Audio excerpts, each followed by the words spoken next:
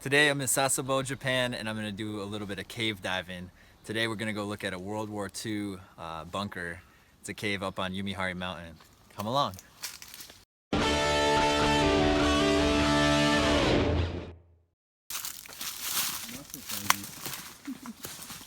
I think they don't want people to come in here, maybe. You need to write. I got like...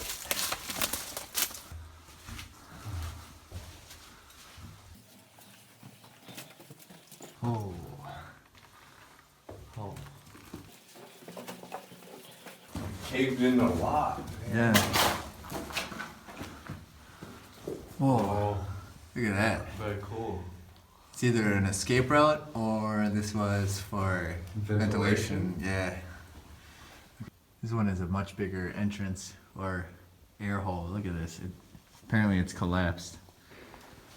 It's standing on about a 3 or 4 foot pile of rocks here. So this is a pretty sweet cave. If you look behind me, it's pretty well constructed. I would say this is definitely a bunker from World War II. America pretty heavily air raided Sasebo City during the battle to take over this port. So, want to walk this way with me? You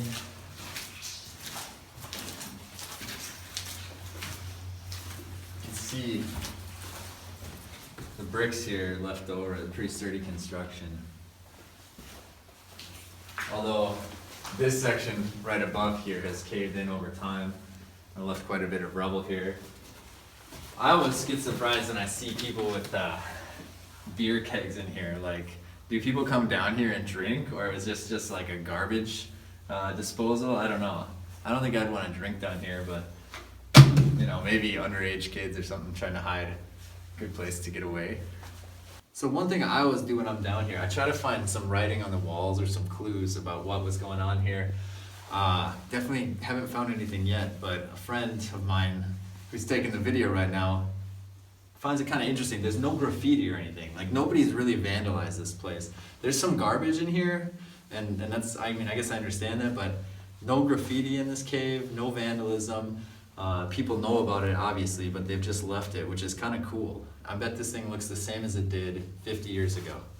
So looking at the walls here, they're triple thick, and this looks like it's all poured concrete, or they must have done some of the assembly here, which is kind of amazing because there's really no roads that lead up to here, and only a small little cart path, which I'll show you in just a second. But to have this sturdy concrete last for 70 plus years, that's pretty amazing. So I'm not sure 100%, but this is probably the only cart path that they had to move all that concrete. I mean, that's it. That's pretty narrow, dude. What, 2.5 feet wide? Crazy. So here we are at one of the ventilation holes that I was showing you from down below. It's about, I want to say 30 feet, 10 meters down. Pretty steep. Here's the other air ventilation, and this is the one that collapsed over time. This one looks a little bit more sandy, a little bit looser, so probably why the bricks and everything came down. Sayonara. Good luck, man.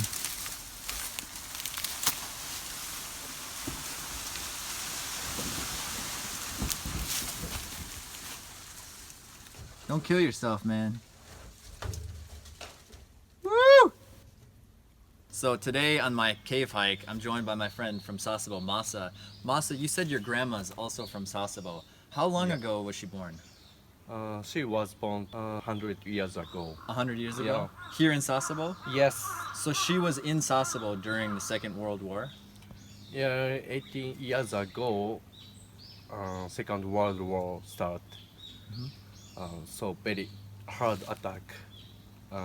Airplane is B-29 bombers. Oh, really? Yeah. So she said she saw the B-29 bombers? Yeah, she saw. So what happens when the B-29 bombers would come? Big siren and big noise, and she looked at the sky. And she actually saw those bombers coming. Yeah. And is that why these caves are here? Were these for the military or these for families? Family first, family, and the military is later coming. I see. Like, Have you been in any of these caves before today? Maybe not this one, but some other one? yeah, I know. Are there many here in Sasebo? So many. Really? Yes, too much. So like Masa was saying, there's hundreds of caves like this here in Sasebo, but as you can see, they've just been left to rot and fall apart. Whereas if you go down to Okinawa, a lot of caves are open for tourists to come and look at. So my question then is, for us Americans and you Japanese as well, what do you think about these caves? Should they be forgotten about because they represent air raids and people had to escape from bombings? Or is it important to keep them and preserve them and pass that on to future generations? If so, maybe we should be working hard to preserve this. So let's hear about it in the comments. Let me know what you think about this issue. Otherwise, thank you for watching, and I'll see you next time.